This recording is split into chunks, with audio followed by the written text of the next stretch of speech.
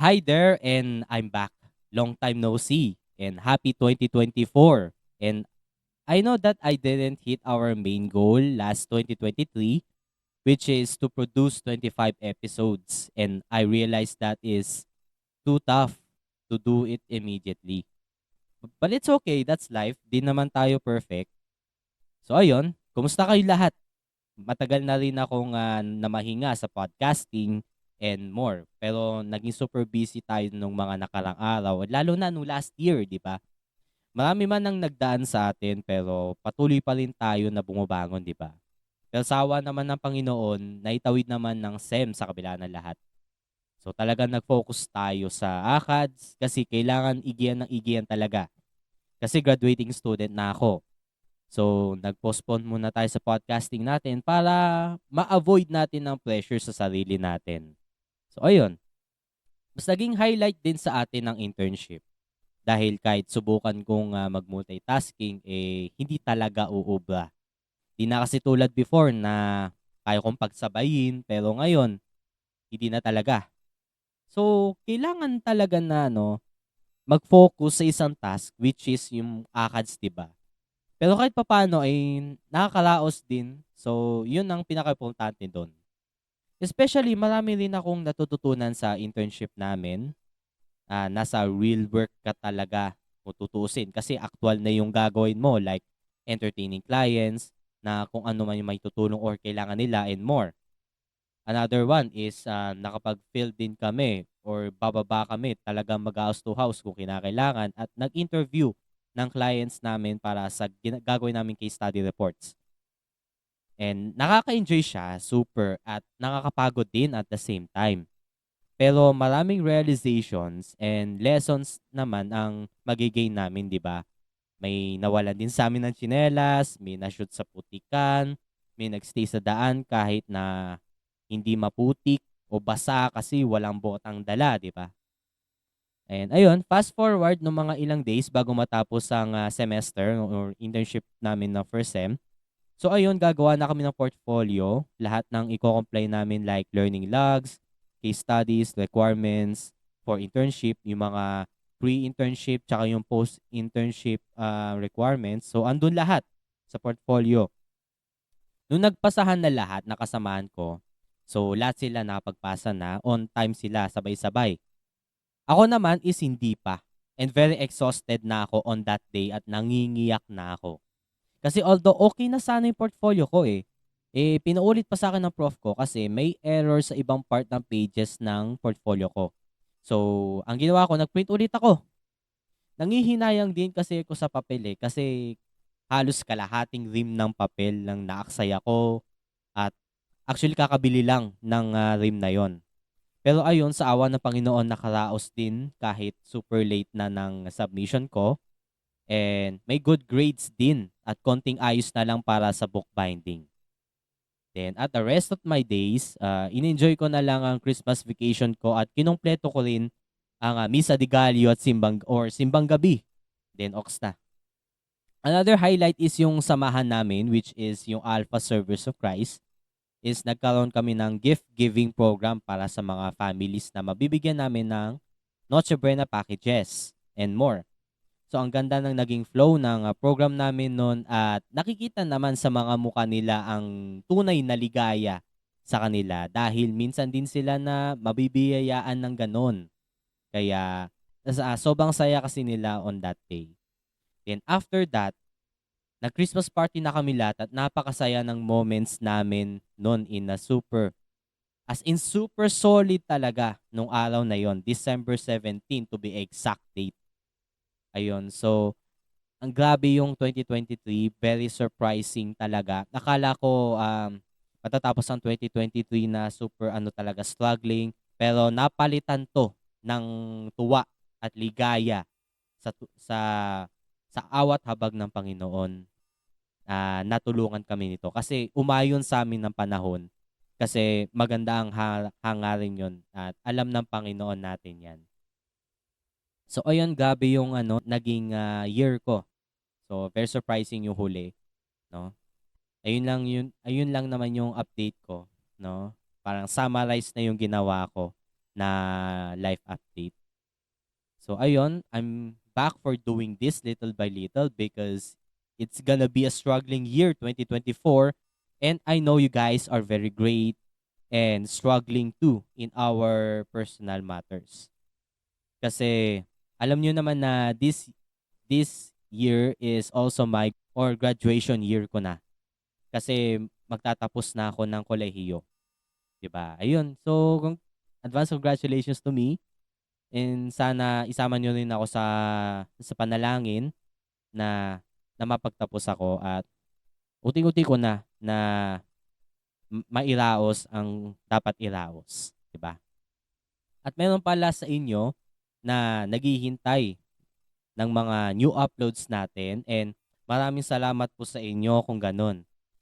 Sa mga nakakasalubong ko, sa mga nakakilala sa akin, kahit mga classmates ko before, mga nagme-message sa akin, kahit yung mga kasamahan ko sa Podcast PH na nakikinig sila sa podcast ko.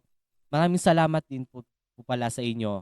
Parang kayo na mismo yung nag-tap sa akin, nag-tap sa akin at nag-remind sa akin na bumalik ulit sa pagpo-podcast, and maraming salamat sa inyo. Super appreciated ko kayong lahat. I- ah Kilala niyo na kung sino kayo, and I love you all.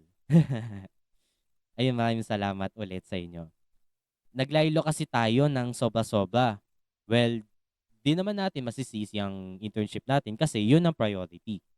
Pero ayun, unti-unti na natin para makabalik na tayo sa podcasting para happy po tayo pare-parehas. So for now, we have no topics for this episode kasi kakabalik lang natin dito sa content creation. Kwentuhan muna tayo for a while, siguro mga next 2 or 3 episodes. So ang bilis lang na kasi ng panahon na parang kailan lang mga nasa second or third year pa lang ako. Pero ngayon, fourth year college na ako at graduating student na ako, and more on internship na totally. Marami rin akong mga natutunan sa mga ginagawa namin sa OJT namin, unlike nung first to third year. Yung mga initials and ideas pa yon. Pero kapag fourth year na, so ayun, more on real task na gagawin nyo, and doon talaga kayo matututo talaga na mag-approach ng mga tao talaga or bababa sa community. Mag-assessment sa mga tao at magse-census ng data din para makagawa ng program proposal para sa sector na napili na mas nangangailangan ng isang barangay. So mas marami na yung gagawin namin for this SEM and more. More tough tasking ang mararanasan din namin pare-pareho. Para kung sa gayon, ma-experience namin ang trabaho ng isang social worker. And I know it's very hard and nakakapagod talaga kung nasa puso mo talaga ang paglilingkod at pagtulong. Kahit gaano kahirap man at kapagod, nakaka-enjoy din siya at the same time. And ang bonus naman dito is lots and lots of knowledge about community organizing. About naman sa pagbaba sa community at sa pagpunta sa mga liblib na lugar, di na rin bago yun for me, sa totoo lang. Kasi nakaranas din ako na pumunta sa mga ganong klaseng lugar, sa mga informal settlers, anything, and sa mga rural areas. So may part din na kapag mabaha ang lugar, need na talaga magsuot ng boots o ng bota para makalusong. At syempre mag-face mask na din para kung sakaling may madaanan kami o mga cases ng mga different diseases, ah madali rin na ma-avoid ito at hindi tayo mahawa dito. Mga skin disease, anything, mga related doon sa ano na yon. Lalo na amoy kanal yung yung madadaanan mo. So yun, in my perspective, isa ito sa pinaka-favorite part ko, yung pagbaba talaga sa community para makita talaga ang kalagayan ng mga tao sa ganoong lugar, at marami ring realization sa akin na hindi lahat parehas ng buhay nila. So ayun, mas ma-workout natin ang pagiging extrovert natin kasi we need to get out of the box na at mag-go sa mas malawak na box, ganon. So, super saya ko talaga sa course na 'to at parang, pumapabor na sa akin unti-unti ang tadhana. Kaya iniisip ko na lang na isa ito sa gusto ng Panginoon sa akin kaya nag-fit sa akin ang course na social work. Masayang isipin na kapag, yung mga bagay na gusto natin o mga gusto nating gawin at pumapabor sa'yo, kasi maganda rin ang hangarin mo sa gano'n. Kasi kung nasa puso mo talaga ang paglilingkod at pagtulong sa kapwa, mas nakakaganda sa diwa din natin, 'di ba? Kaya mas lalo tayong pagpapalari ng Panginoon kapag maganda ang hangarin mo. O, 'di ba? Amen, 'di ba? Matagal na rin tayong napahinga dito sa show natin and super busy tayo and may gusto rin akong i-level up sa show na 'to ng unti-unti. Kasi need na rin kasi natin na mag-improve kahit papaano sa podcast natin at pakiramdam ko kasi na parang napapag-iwanan na ako to be specific.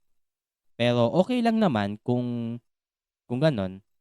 Pero iba kasi yung feeling na parang na-out of nowhere ka na and I hope you get my point. Kaya masasabi ko rin talaga na very tough ang pasok ng year na 'to na 2024 kasi parang mas challenging din ang tatahakin natin sa taon na ito. And kumpara last year, I always pray for this year na sana mas maging worth it ang taon na ito kumpara last year, 2023, at sana mas dumami na tayo at maraming knowledge. So, sana matulungan niyo din ako para mai-share din natin sa iba ang yung mga lessons natin dito sa show natin and lalo na rin sa group natin and sana mas maging active din tayo kahit papaano na may connection din tayo each other. So sa mga other podcasters din na nag-message or sa mga kakilala ko na minsan na kinukumusta ang podcast natin kung kailan ang next upload natin. Pero don't worry. So we will return on grinding little by little hanggang sa mas maging active tayo dito at para happy-happy tayo parehas.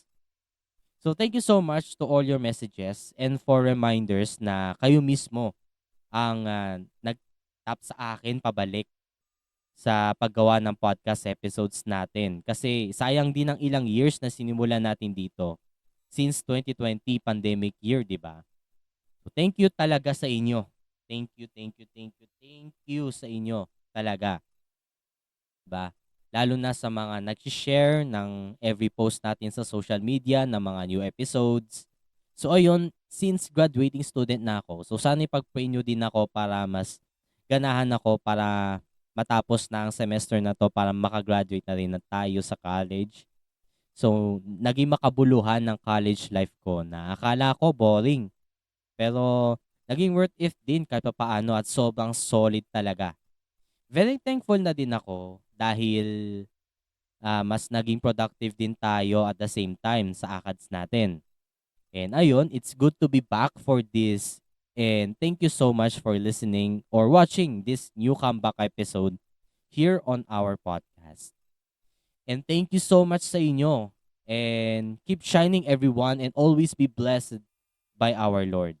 Always pray and wishing you a good luck to your journey, whatever you're doing in your life for now. So that's all my life updates for this episode. And it's good to be back for grinding, ika nga, di ba? So and that's all for this episode. Thank you very much for tuning in to our episode. And if you like this content, don't forget to follow us on Spotify and other podcast platforms. And give us a 5-star rating if you like the show as well. If you want to join to our official community group called the Life Moment Storytelling Community, so just click in the description below or above and enjoy now.